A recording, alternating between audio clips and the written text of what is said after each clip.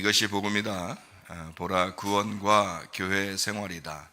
누가복음 19장 10절 말씀입니다. 인자가 온 것은 잃어버린 자를 찾아 구원하려 함이니라. 아멘. 주님이 우리에게 가장 원하는 게 뭘까? 구원입니다. 주님이 가장 원하는 게 또 뭘까? 교회 생활입니다. 주님이 우리에게 가장 원하는 건 두 가지를 뽑는다면 하나는 구원받는 거고 하나는 교회 생활입니다. 가정도 교회 생활 안에 포함되어 있는 거예요. 그 교회 생활 안에 가정도 포함되어 있고 또 우리의 직장도 포함되어 있고 우리 학교 생활도 포함되어 있죠. 교회라고 하는 우리의 생활을 얘기하는 겁니다. 교회, 그래서 우리가 교회고 교회가 우리다 이런 말이 있죠. 그러니까 우리가 주님이 가장 원하시는 것을 우리가 해야 된다. 뭐라고요? 구원받는 거하고 교회 생활이라고. 그걸 가장 원하시는 거라고 하나님이. 그거 하다가 주님 만나시기를 바랍니다. 이사야 53장 5절 말씀입니다. 주님이 찔리신 것은 우리 허물 때문이요 주님이 상하신 것은 우리 죄악 때문이라. 주님이 징계를 받음으로 우리가 평화를 누리게 되었고 주님이 채찍에 맞음으로 우리가 나음을 받게 되었습니다. 구약의 복음과도 같은 말씀입니다. 예수님이 대신 다 담당했다는 얘기예요. 한마디로 말하면. 그래서 우리는 더 이상 그런 고통 가운데 살지 마라. 주님 안에 있으면 너 기뻐해야 돼. 너 평안해야 돼. 너 행복해야 돼. 그리고 치료받아야 돼. 안전해야 돼. 이런 말씀입니다. 그래서 그리스도께서 자기가 모든 고통을 담당하시고 대신 우리 보고 이런 좋은 것들을 네가 받아야 된다. 그게 부모 마음이죠. 그래서 부모 마음이 복음이라 그러는 거예요. 부모 마음이 구약의 복음 이사야 53장 5절에 잘 나타나 있습니다. 고린도후서 6장 2절 말씀입니다. 보라 지금이라. 은혜 받는 것도 구원 받는 것도 지금입니다. 그러니까 늘 하나님은 우리에게 지금이시다. 아브라함과 이삭과 야곱의 하나님, 그분도 지금의 하나님이다. 우리들의 하나님, 지금의 하나님, 임마누엘의 하나님, 성령님께서 우리와 늘 함께 하신다. 지금도 함께하고 계신다. 그러니까 어느 날 먼 나라에 가는 천국에 간다 이런 개념만 있는 게 아니라 교회 생활 자체가, 여러분 가정생활 그 자체가 천국이 되셔야 합니다. 지금이 은혜 받은 날 때고 지금이 구원의 날이로다. 지금이 하나님과 함께 있는 날이다. 지금이 임마누엘 하시는 시간이다. 하나님이 나와 함께 하시는 시간이다.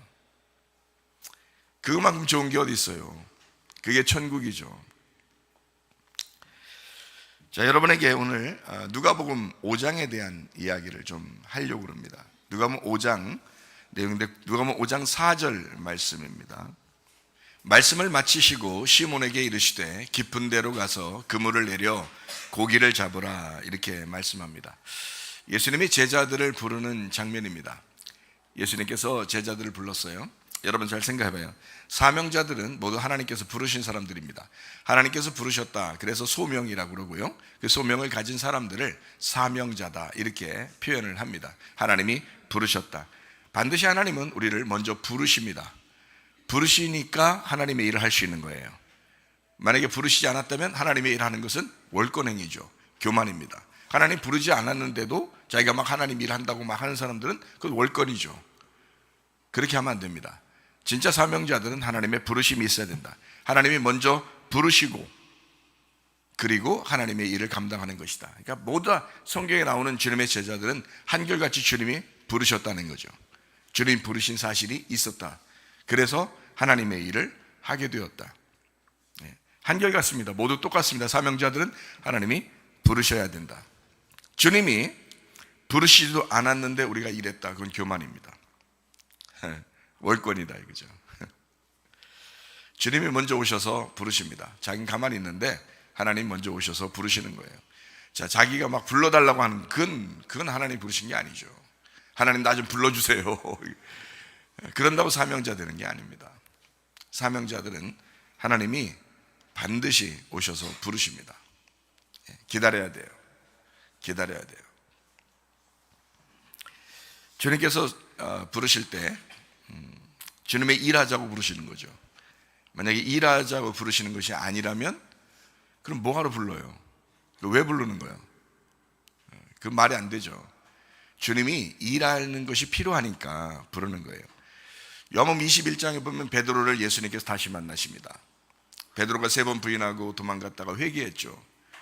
너무 미안해 예수님한테. 그래서 예수님이 부활하고 난 다음에 제자들과 함께 있었는데 베드로가 한마디도 못합니다. 그래서 이제 고기 잡으러 간다 이렇게 얘기합니다. 그곳에 예수님이 찾아가십니다. 예수님이 찾아가서 베드로를 만나요. 베드로가 너무 미안한 가운데 예수님 앞에 나타나죠. 예수님이 네가 나를 사랑하느냐, 네가 나를 사랑하느냐, 네가 나를 사랑하느냐 3번을 물으십니다. 그때 베드로가 똑같이 주님에게 말합니다. 주님이 나를 사랑하셨으므로 내가 당신을 사랑합니다. 내가 주님을 사랑합니다. 내가 주님을 사랑합니다. 그 고백을 할 때 주님께서 말씀하시죠. 네가 내 양을 좀 쳐줘라. 네가 내 양 좀 먹여줘라. 네가 내 양 좀 돌봐줘라. 그렇게 말씀을 합니다. 주님 먼저 와서 찾으시고 부르십니다. 그것이 소명입니다. 사명자들은, 성경의 사명자들은 한결같이 한 사람도 빠짐없이 하나님이 부르신다. 여러분이 우리 교회에 나왔다고 하는 것은 주님께서 여러분을 부르셔서 오신 겁니다. 여러분이 오고 싶어서 왔는지 모르겠지만 근데 주님이 부르셨기 때문에 이 자리에 온 것입니다. 어부를 부르시기 위해서 어디로 가야 돼요? 어부를 부르려면 어부를 부르려면 호숫가로 가야 됩니다. 갈릴리 호수였어요. 갈릴리 바다라고 하는 갈릴리 호수였습니다. 그곳에 가셔야 됩니다. 어부를 부르려니까 호숫가에 나가십니다. 우리는 뭐라고 그래요? 성경에서 물고기라고 그러죠. 주님 그래서 우리에게 내가 어부인데 너희들 물고기를 내가 잡을 거야 이렇게 하죠. 그래서 우리가 물고기야. 주님께서 어부시고. 그러니까 사명자를 부르려면 물고기로 부르겠어요? 어부로 부르겠어요? 어부로 부르는 거죠. 왜냐하면 어부는 주님의 일을 해야 되니까. 주님은 어부의 일을 해야 되니까. 무슨 말인지 알겠어요? 물고기로 부른다면 사명자가 아니고 그냥 물고기지. 그렇죠? 그리스도인 될 수 있고요, 교인이 될 수 있고 물고기지. 그러나 사명자는 그렇지 않단 말이에요. 어부로 부르시는 거죠. 어부. 예수님이 어부시니까 어부로 부르시는 거예요. 그러니 어부를 부르려니까 바닷가로 나가서 물고기 잡는 사람을 찾는 겁니다. 정확하죠, 성경이. 그렇죠? 자, 예수님이 태어나실 때 이 예수님은 어떤 분으로 이 땅에 오신다라는 것을 소개해 줘야 되잖아요. 예수님이 잉태하실 때 누가 와서 축하를 최고 먼저 하죠? 누가 와서 축하를 먼저 해주잖아요. 목자입니다. 목자들이 와서 그 동네, 베들레헴 동네에 목동들이에요. 뭐 이름이 있었던 것이 아닙니다. 그냥 목동들을 부른 거예요. 밤새도록 양들을 지키고 있는 목동들을 부른 거예요. 왜 불렀을까요? 목동들을 불러서 축하를 받아요. 이 어린 아기 예수님이 목동들을 불러. 왜요? 예수님이 양들의 목자로 오셔야 하기 때문에 그렇습니다. 그러니까 사명자를 일부러 찾아가서, 천사가 일부러 찾아가서 하나님이 천사를 보내서 부를 때는 사명자를 부르시는 거죠. 그러니까 어부를 불러야 하니까 바닷가로 가야 되고, 목동들을 불러야 하니까 들판에 양들을 치는 목동들에게 가야. 그리고 목동들이 와서 예수님을 축하한다. 이 예수는 우리의 선한 목자로 오시는 예수님이시다. 요거를 알려주기 위해서 목동들이 사용되는 겁니다. 이해가 되시죠? 요셉이라는 목수가 있었습니다. 부인이 누구죠? 요셉이라는 목수가 있는데 부인이 누구예요?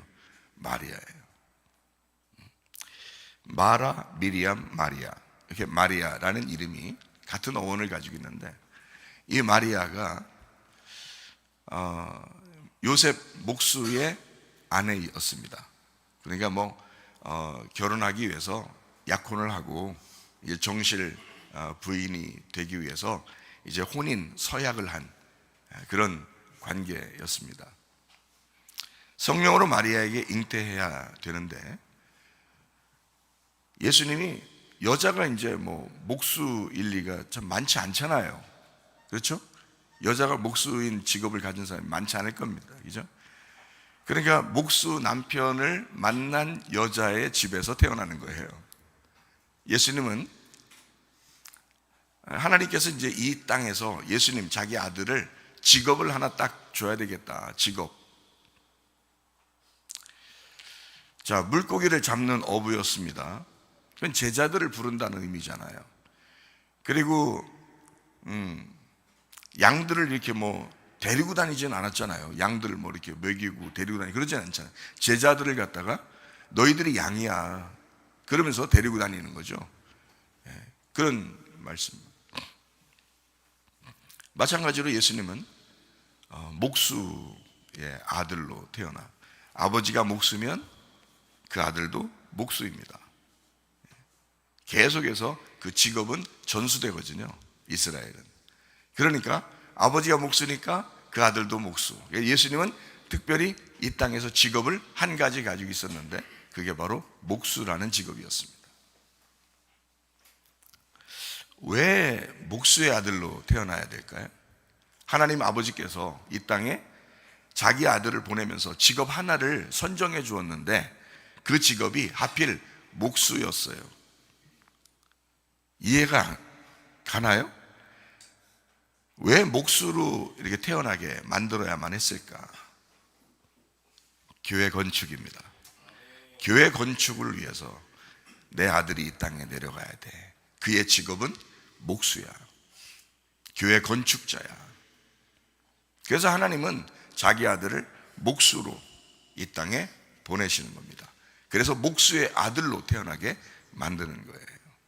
그러니까 한마디로 말하면 주님이 이 땅에 교회를 세우기 위해서 요셉의 아들로 태어날 수밖에 없었다 하는 얘기입니다. 목수 요셉의 아들로 태어날 수밖에 없었다 이런 말이에요. 하나님의 정하심이라는 거죠. 예수님이 만약에 뭐 그럴 일은 없지만 다시 태어난다면 누구 아들로 태어날까요? 예수님이 다시 태어난다면, 진짜 그럴 일은 없겠지만 다시 태어난다면 누구 아들로 태어날까요? 목수 요셉의 아들로 태어납니다. 왜 그럴까요? 교회 건축을 위해서 이 땅에 오셨기 때문입니다. 그러니까 하나님께서 가장 우리에게 바라시는 게 뭘까? 하나는 구원이요, 구원받은 사람은 교회 생활로 하나님이 이끄신다 하는 것이 하나님의 가장 원하는 것입니다. 예수님이 목수의 아들, 목수 요셉의 아들로 태어날 수밖에 없었던 것처럼 저도, 또 우리 형님도, 또 우리 매형도 다 목사님이신데 저도 우리 형님도 우리 남보구 선교사님의 아들로 태어날 수밖에 없었던 거예요. 그래야 목사하니까. 남보구 선교사님이 보통 사람이 아니거든요. 우리는 늘 기억합니다. 형님이나 저나 우리 누님들이나 늘 기억하는 것은 우리 어머니는 기도하는 분이시다. 기도하는 어머니시다. 늘 깨어 기도하시는 분. 기도의 어머니. 그 어머니 때문에 우리가 이렇게 믿음 생활을 할 수 있게 되었다라고 늘 생각하게 되거든요. 그래서 저 어머니가 며칠 전에 좀 아프셔가지고, 많이 아프셔서 진짜 마음에 깊이 한번 생각해 봤습니다. 제가 한번 깊이 생각해 봤어요. 설마 그럴 일은 없겠지만 내가 만약에 다시 태어난다면 누구 아들로 태어나고 싶을까 생각을 해봤어요. 내가 다시 태어난다면 그러면 누구 아들로 태어나고 싶었을까 하는 생각을 하게 됐습니다. 남보구 선교사님, 우리 어머니 아들로 다시 태어나고 싶습니다. 왜냐하면 기도의 어머니예요. 반드시 믿음으로 성장시킬 분. 그리고 사랑하고 한없이 자기를 희생해서 사랑해 주시는 분.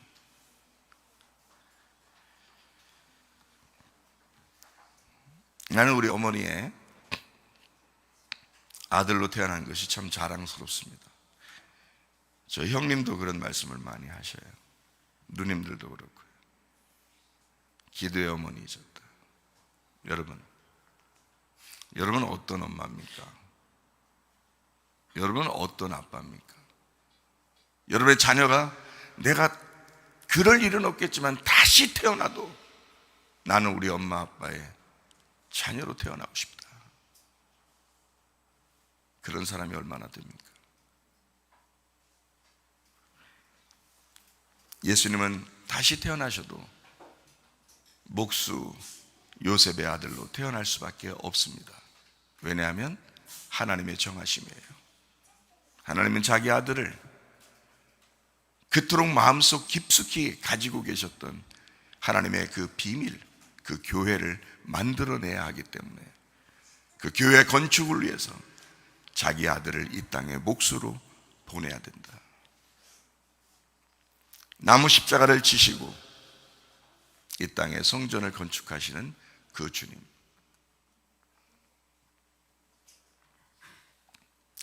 누가복음 5장 4절 말씀입니다. 말씀을 마치시고 시몬에게 이르시되 깊은 데로 가서 그물을 내려 고기를 잡으라 그랬습니다. 어부가 고기 잡아서 교회를 건축합니다. 깊은 데로 가서 고기를 잡으라고 말씀합니다.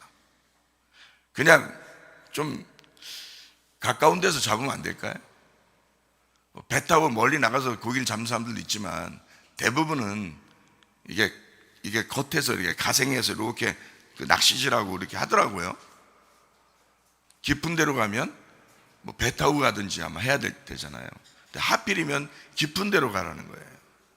한꺼번에 많이 잡기 위해서. 깊은 데로 가도 뭐 고기 없는 데 가면 조금밖에 못 잡죠. 근데 깊은 데로 가서 고기를 잡아라 이렇게 말합니다.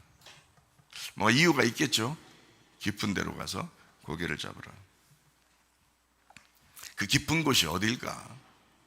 지금 여러분이 지금 깊은데 바다 가운데 지금 갈 수도 없는 거고 말이에요. 어떤 호수 가운데로 갈 수도 없는 거고. 여러분, 우리는 어떻게 해야 돼요?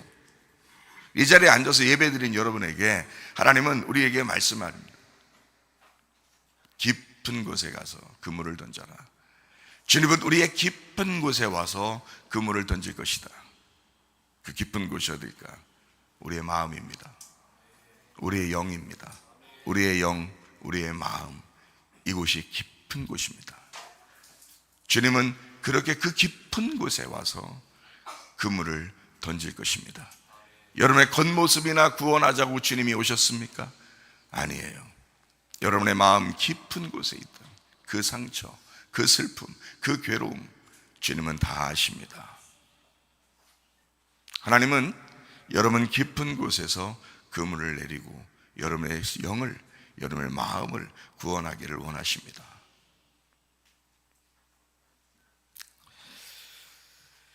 자기를 죄인이라고 고백하는 자들의 그 영, 그 마음의 깊은 곳에 오셔서 우리를 구원하시는 주님, 그 영, 우리의 마음, 그 안에 그물을 내리시는 주님. 고린도전서 2장 10절 11절 말씀입니다. 오직 하나님이 성령으로 이것을 우리에게 보이셨으니 성령은 모든 것 곧 하나님의 깊은 것까지도 통달하시느니라. 사람의 일을 사람의 속에 있는 영 외에 누가 알리요? 이와 같이 하나님의 일도 하나님의 영 외에는 아무도 알지 못하느니라. 자, 우리의 가장 깊은 곳이 어디라고요? 우리의 마음, 우리의 영입니다. 하나님은 우리의 마음을 구원하시길 원하셔요. 하나님 우리의 영을 구원하시기를 원하셔요. 하나님의 것이기 때문입니다. 그 마음 돌려달라는 겁니다. 너희의 마음을 돌려달라는 겁니다. 자기 안에서 회복하게 해주고 싶다는 겁니다. 여러분, 영이 깨지거나 마음이 상한 자가 있습니까? 하나님께 돌아오시길 바랍니다. 주님께서 여러분의 마음을 치료하실 것입니다. 하나님은 여러분의 영 깊은 곳에 그물을 내릴 것입니다. 잘 생각해봐요. 이제 제자들에게 갔습니다. 어부들에게 갔습니다. 자, 그물을 깊은 곳에 내려라. 그럼 고기가 많이 잡힐 것이다. 자, 그물을 깊은 곳에 내렸습니다. 근데 실제로 고기가 많이 잡힌 거예요. 엄청나게 고기가 많이 잡혔습니다. 자, 생각해봐요. 자, 뭐를 내리라고요? 뭘 내리라고요? 고기 잡으려니까 뭘 내리라고요? 그물을 내리라고. 자, 물고기는 누구라고? 물고기는 누구라고? 우리라고. 물고기는 우리라고 했잖아요. 어부가 누구라고? 예수님이라고. 예, 목사님이기도 하고 또 여러분 사명자이기도 하고, 그죠? 그러니까 그물을 내려라. 그러면 그물 내리면 그 고기를 다 잡는 거예요, 그죠? 예, 그물을 내려서 고기를 잡는 거예요. 자, 근데 세상에 그물을 내렸어요. 고기가 엄청 잡혔거든요. 근데 그물이 어떻게 돼요? 그물이 어떻게 돼요? 막 찢어질 만큼 되는 거예요. 그만큼 진짜 찢어졌는지, 찢어지려고 하다가 안 찢어지고 들고 왔는지, 아니면 찢어지려고 해서 버리고 왔는지 뭐 모르겠지만, 버리고 온 게 아니겠다. 다 와서 막 고기를, 근데 가지고 오는데 그물이 막 찢어지려고 그래요. 왜 이런 표현들을 성경에다 써놨을까요? 왜요? 그물이 뭐니까? 그물이 뭐니까? 천국이니까. 그물이 천국이니까. 잘 생각해봐요. 그물이 천국이다. 천국은 누구예요? 예수님이십니다.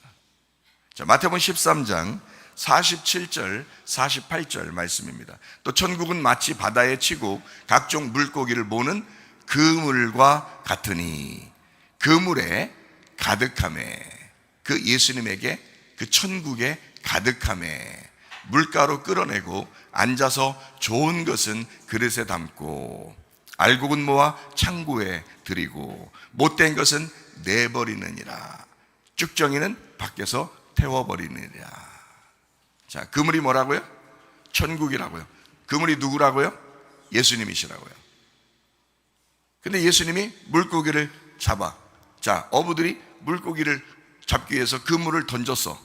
그물을 물에 던졌어. 자, 예수님이 뭐 하러 오셨어요? 이 땅에 왜 오셨어요? 물에 잠기기 위해서. 물에 잠기는 행위가 뭐죠? 침례인데 그게 왜 물에 잠겨요? 죽음입니다. 물고기를 잡기 위해서는 그 물이 죽어야 된다 이 말이에요. 물고기를 잡기 위해서 그 물이 이 땅에, 이 바다에 던져져야 된다. 이 땅에 죽으시러 오신 예수님이시다. 그리고 그 물이 찢어질 만큼 되더라. 왜? 십자가의 죽음입니다. 주님은 하나님의 아들, 자기 아들을 이 땅에 내려보내고 물고기를 잡기 위해서 자기 아들을 찢으시겠다 하는 겁니다. 우리를 들어 올리면서 찢겨 돌아가신 예수님, 그분이 우리 예수님이십니다. 동료들을 손짓해서 도와달라고 하고 양쪽 배에 물고기가 가득 채워졌습니다. 왜 양쪽 배에 가득 채워졌을까요? 두 배 갑절의 축복입니다. 장자권의 축복. 예수님 안에 있는 자들은 두 배 갑절의 축복을 받는다. 성전도 두 기둥이 있습니다. 야긴과 보아스, 보아스와 야긴. 성전에도 두 기둥이 있어요. 이 배도 두 배에 가득하게 되었더라. 그리고 욥이 고통받고 난 다음에 하나님이 다시 부르실 때 마지막에 욥의 마지막은 두 배의 축복을 받았더라. 왜요? 하나님의 장자권을 받았더라. 여러분과 저의 마음속에 그리스도의 장자권, 두 배의 축복, 갑절의 축복이 있기를 바랍니다. 여러분의 가정에 갑절의 축복이 있기를 바랍니다. 우리 교회에 갑절의 축복이 있기를 바랍니다. 누가복음 5장 7절 말씀입니다. 이에 다른 배에 있는 동무들에게 손짓하여 와서 도와달라 하니 그들이 와서 두 배의 채움에 잠기게 되었더라. 누가복음 5장 8절도 한번 읽어보겠습니다. 누가복음 5장 8절 말씀입니다. 시몬 베드로가 이를 보고 예수의 무릎 아래 엎드려 이르되 주여 나를 떠나소서 나는 죄인이로소이다 하니. 베드로가 예수님 만났습니다. 2배의 축복을 받습니다. 근데 너무 놀라운 거예요. 베드로가 엎드립니다. 주님 나를 떠나소서 나는 죄인입니다. 내가 주님을 감당할 수가 없습니다. 예수님을 인격적으로 만난 사람들은 자신을 발견하게 됩니다. 내가 어떤 존재인지, 내가 어떤 인간인지, 그게 발견되는 사람이 구원받을 사람들입니다. 베드로가 주님 만나서 놀라운 일을 경험했지만 그 놀라운 일보다 더 큰 것을 베드로가 발견합니다. 주님, 내가 나를 발견했습니다. 하나님의 말씀을 듣는데 이상하게 내가 발견됩니다. 하나님 말씀 듣는데 이상하게 내가 죄인임을 깨닫습니다. 주님, 나를 떠나주십시오. 나는 죄인입니다. 당신을 감당할 수가 없습니다. 주님이 그 사람을 떠날까 안 떠날까요? 떠나지 않습니다. 그 사람을 사명자로 부릅니다. 자기의 마음을 가진 사람으로 봅니다. 어떤 사람은 하나님이 가장 사랑하실까? 하나님, 내가 죄인입니다. 하나님, 난 도저히 당신을 감당할 수가 없습니다. 그런 사람을 하나님은 지금도 부르시고 그 사람을 절대 떠나지 않습니다. 예수님을 인격적으로 만난 사람들은 하나같이 자신을 발견한 사람들입니다. 저도 제 자신을 발견한 사람입니다. 내가 얼마나 죄인인지, 내가 얼마나 못됐는지, 내가 얼마나 하나님께 미안한지, 내가 얼마나 죄송스럽게 살았는지를 발견한 사람입니다. 늘 마음속에 미안하고 늘 마음속에 죄송스럽게 살아가는 사람입니다. 창세기 3장 10절 말씀입니다. 이르되 내가 동산에서 하나님의 소리를 듣고 내가 벗었으므로 두려워하여 숨었나이다. 선악과를 먹고 이제 드디어 하나님처럼 보는 눈을 받았지만 그들이 그 눈을 받고 그 선악과를 먹고 발견된 그 눈에서 누구를 보게 됐냐면 자기를 보게 된 거예요. 하나님의 말씀을 들은 사람들은 다 하나같이 자기를 보는 사람들입니다. 자기가 보이는 거예요. 내가 벗었으므로 내가 두려워하여 하나님을 만나뵐 수가 없습니다. 내가 벗었으므로 하나님께 나아갈 수가 없습니다. 내가 벗었으므로 두려워 숨었나이다. 여러분, 하나님을 접촉한 사람은 자신이 드러나게 되어 있습니다. 하나님의 말씀을 듣는 사람들이요, 하나님이 가장 기뻐하시고 하나님이 가장 선하게 생각하고 좋아하는 사람이 어떤 사람인지 아십니까? 회개하는 사람입니다. 하나님 앞에 돌아오려고 나는 죄인입니다, 하나님 나 같은 것을 위해서 이렇게 이 땅에 오시다니요, 나를 위해서 이 땅에 또 이 말씀을 전해주시다니요, 자기를 발견하는 사람입니다. 하나님은 그런 사람들 앞에 나타나십니다. 하나님은 그 사람들을 만나러 오시는 겁니다. 저도 그랬습니다. 감출 수 없도록 내 자아가 드러나는데 정신을 못 차리는 거예요. 진짜 지옥 갈 것 같은 거예요. 하나님, 나 아무것도 안 해도 좋고 내가 이 세상에서 아무것도 없어도 좋으니 하나님, 나 지옥만 안 가게 해주세요. 내가 얼마나 하나님 앞에 울면서 기도했는지 모릅니다. 하나님, 지옥만 안 가게 해주세요. 나는 일전에 지옥도 보았고 천국도 보았기 때문에 지옥이 얼마나 무서운 곳인지 압니다. 근데 지옥만 안 가게 해주세요. 하나님 앞에 내 자신이 드러나고 감출 수 없을 때, 내가 회개할 때, 은혜를 받을 때, 그때 내 모든 자아가 드러나고 나는 주님께 고백했습니다. 주님, 내가 다시는 내 뜻대로 살지 않고 주님 원하는 대로 살겠습니다.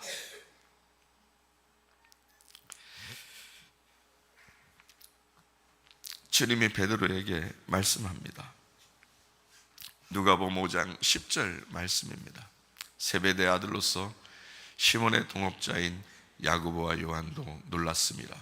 예수께서 시몬에게 이르시되 무서워하지 마라. 이제 후로는 네가 사람을 취하리라 하시니. 제가 주님 만났더니 바로 그렇더라고요. 주님 저에게 사명을 주셨는데 그게 바로 뭐냐면, 교회 다니는 사람 중에서 천국에 올 사람이 많지 않아. 그러니까 교회 다니는 사람들의 마음을 깨워줘. 내가 너를 그렇게 불렀으니 네가 교회 다니는 사람들의 마음을 깨워라. 더 많은 사람이 천국에 올 수 있도록 도와줘라. 그게 제가 받은 사명입니다. 교회 다니는 사람들을 위해서 저를 다시 부르셨습니다. 여러분의 마음 가운데 주님 앞에 자신을 드러내고 깨끗하게 주님께 나아오는 사람 되기를 바랍니다. 사도행전 2장 38절 말씀입니다. 베드로가 이르되 너희가 회개하여 각각 예수 그리스도의 이름으로 침례를 받고 죄 사함을 받으라. 그래야면 성령의 선물을 받으리니. 회개하고 죄 사함을 받으면 성령을 선물로 받을 것이다. 베드로가 말씀하는 겁니다. 예수님에게 부름받고 그가 주님을 3년 반 동안 아주 가까이서 따라다니다가 그리고 3번 부인하고 다시 넘어졌다가 주님이 다시 불러 베드로를 사랑을 고백하고, 주님 앞에 사랑을 고백한 베드로에게 주님께서는 자기 양들을 맡겨요. 그리고 양을 돌봐주고 양들을 치고 양들을 먹여라. 그리고 베드로가 성령 충만을 받고 난 이후에 이렇게 말씀합니다. 너희가 회개하여 각각 예수 그리스도의 이름으로 침례를 받고 죄 사함을 받아야 된다. 그리하면 성령을 받을 것이다. 선물로 받을 것이다 라고 말씀합니다. 회개하고 죄 사함 받으면 성령을 선물로 받는데요. 그러면 성령을 선물로 주세요 한다고 오는 거예요? 아니면 회개하고 죄 사함이 있으면 성령이 오는 거예요? 회개하고 죄 사함이 있으면 성령은 자동적으로 선물로 오시는 겁니다. 여러분이 성령을 선물로 주세요, 성령을 선물로 주세요 한다고 오는 게 아니라, 회개하고 죄 사함을 받게 되면 그러면 성령은 선물로 오는 거야. 그럼 우리가 할 수 있는 게 뭘까요? 하나님, 회개해라. 자신을 드러내고 회개해라. 하나님 말씀을 들었으면 그 말씀이 너를 찢도록 해라. 너의 가슴 깊은 곳에, 너의 마음 깊은 곳에 예수의 그물이 들어오도록 해라. 너의 영 안에 예수의 그물이 오도록 해라. 말씀을 듣고 죄 사함을 받으면, 말씀을 듣고 그 예수 안에서 인정함을 받으면, 그 죄를 인정하게 되면 그 죄를 인정하는 그 고통 속에서 주님은 절대 너를 떠나지 않을 것이다. 그리고 너에게 찾아올 것이다. 그와 함께 할 것이다. 임마누엘 할 것이다. 창세기 3장 16절 말씀입니다. 또 여자에게 이르시되 내가 네게 임신하는 고통을 크게 더하리니 네가 수고하고 자식을 낳을 것이며 너는 남편을 원하고 남편은 너를 다스릴 것이니라 하시고. 말씀을 듣고 죄를 인정하는 사람에게 뭐가 온다고요? 회개가 온다고요. 너무 괴롭다고요. 고통 속에 있다고요. 슬픔 가운데 있다고요.